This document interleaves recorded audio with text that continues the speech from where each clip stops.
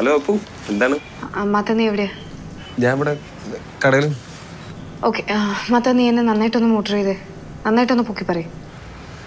മാത്ത ഞാൻ ഓഡിഷനിലാണ്, കോൺഫിഡൻസ് ഭയങ്കര ലോ ആണ്, പ്ലീസ് എന്നെ ഒന്ന് പൊക്കി പറയും. Okay okay okay okay.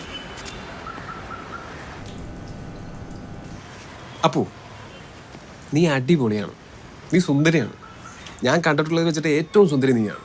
നീ വെറും പൊളിയാണെന്നേ. പോരാ, ഈ ബുദ്ധിയും സൗന്ദര്യവും കൂടെ ദൈവം എല്ലാവർക്കും കൊടുക്കില്ല. അത് വളരെ കുറച്ച് ആൾക്കാർക്ക് കൊടുക്കുള്ളൂ. അതിലൊരാളാണ് നീ. നീ കിടുവാണ്, പൊളിയാണ്, അന്യായമാണ്. ശോകം. അപ്പു, നീ ഒരു പോരാളിയാണ്. You are a fighter.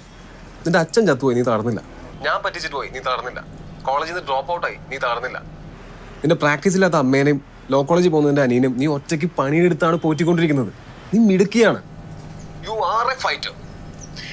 എത്തിയിട്ടില്ല മാത്ത, കുറച്ചും കൂടി എന്തെങ്കിലും ഇൻട്രസ്റ്റിംഗ് ആയിട്ട്. അപ്പോ നീയല്ല, നിന്റെ കൂടെ ഇരിക്കുന്ന നിന്റെ കോമ്പറ്റീറ്റേഴ്സ് ആണ് ഇൻസെക്യൂർ ആവേണ്ടത്. ഞാൻ ഒരു കാര്യം പറയട്ടെ, നീ എക്സ്ട്രീംലി ടാലന്റഡ് ആണ്, നീ യുണീക്ക് ആണ്, സിംഗിൾ പീസാണ് നീ. കുന്തം, ഇവിടെ എനിക്കിപ്പോ ഐഡന്റിറ്റി പോലും ഇല്ലാണ്ടിരിക്കാം മാത്ത. വേറെ എന്തെങ്കിലും പറ.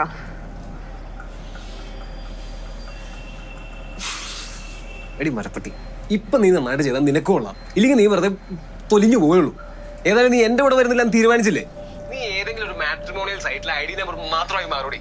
എന്നിട്ട് അവിടുത്തെ പോലെ മരക്കോന്തം സൈക്കോനും കല്യാണം കഴിച്ച് അവന്റെ അണ്ടർവെയറും കഴുകി അവന്റെ വീട്ടിൽ മുഴുവൻ പണിയെടുത്ത് അവിടുത്തെ എച്ചുപാത്രം മുഴുവൻ കഴുകി അവിടെ തൊലിഞ്ഞ സീരിയലും കണ്ട് ഡിപ്രഷൻ അടിച്ച് നീ നശിച്ചു പോകണോടി കഴിവുള്ള മോളെ.